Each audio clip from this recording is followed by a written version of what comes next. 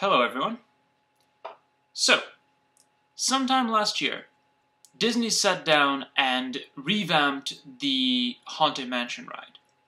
What they did is they replaced the hitchhiking ghosts effect with a newer, more digital, more interactive effect, which is great, except that the hitchhiking ghosts effect is a very, very old effect, and it was accomplished using optics and animatronics alone, which makes it a rare effect these days. It was invented in the mid-1900s, and it was known as the Pepper's Ghost effect. There's lots of stuff on it online, you can read up on it if you like, but the interesting thing is, my girlfriend is a big Disney fan, and when she heard about this, she felt like some of the spirit of the Haunted Mansion was bleeding out with this digital projection ghost replacement, which would involve taking apart and taking away the animatronics and the original effect optics. So, to commemorate this effect, which by the way is still in use in a couple of other places in the Haunted Mansion, to commemorate this effect, I made her a Sleeping Beauty themed Pepper's Ghost box. So, let me show you how this works. Here's the box. This is the viewing window. Now, think of a ghost. A translucent gray shape. The Pepper's Ghost effect makes that possible. The Pepper's Ghost effect makes it look like there's a translucent shape in your scene, even though there actually isn't. Now, here's what this effect looks like. Observe carefully.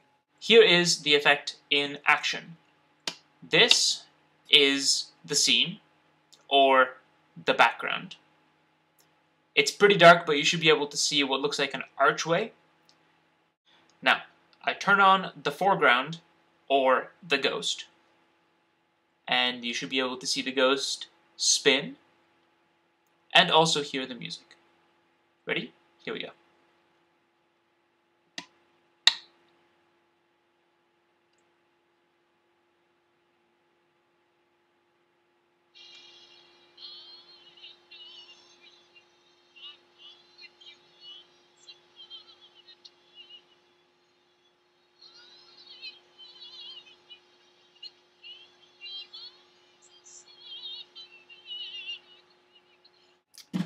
The Pepper's Ghost effect really involves two chambers, and a physical object, and some clever lighting.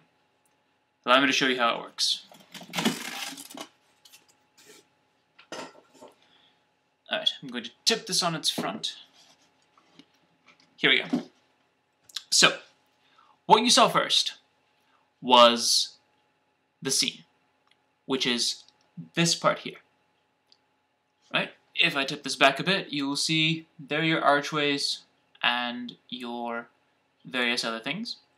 Those are illuminated by a cluster of 3 LEDs right here. Right? Now, your window is down here.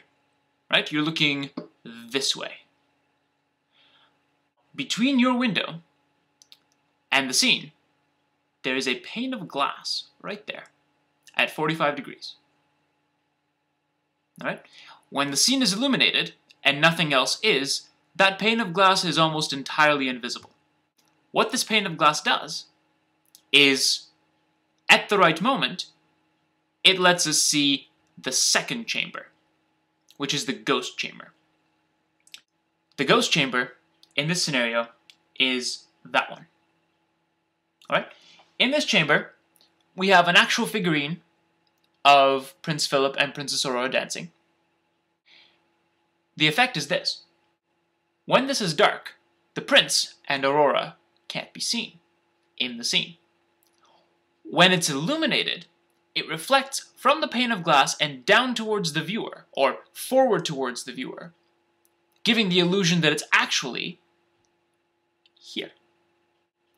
Not only that, but this effect is famous because it actually maintains all the 3D properties of the object when placed in the scene virtually. So, from the front, if I were to show you this again, see, you can actually see the reflection of the prince and Aurora in the scene because of the ambient light coming in from the top. Right? Now, I'll illuminate them more to show you even more. See? Right there. I see them as if they're here, even though they're actually in this chamber because of the pane of glass. Now, for the specifics of my rig. Let's look at this again. So, the scene itself was easy enough.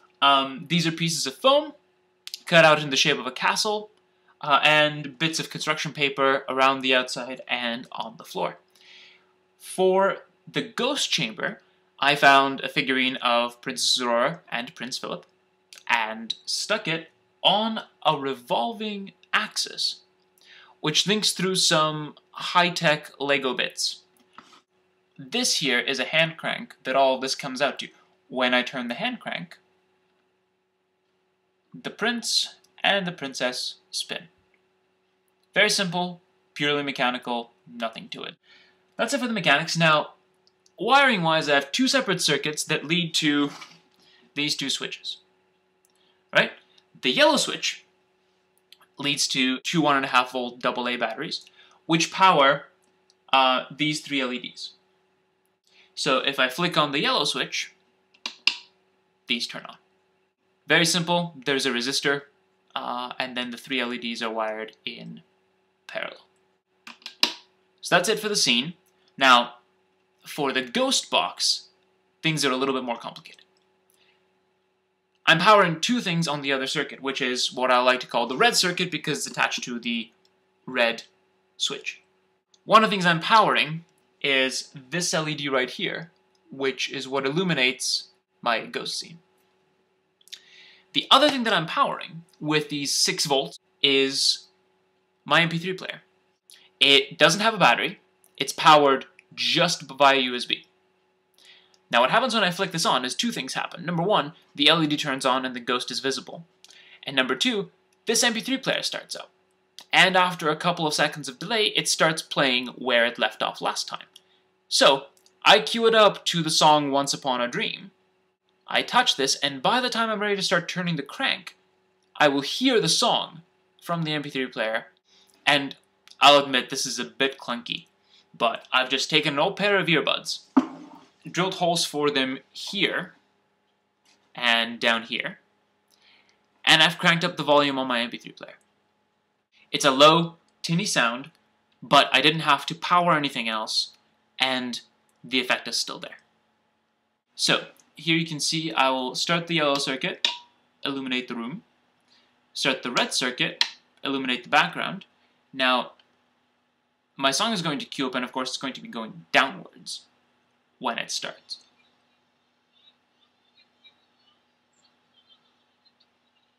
You can barely hear it.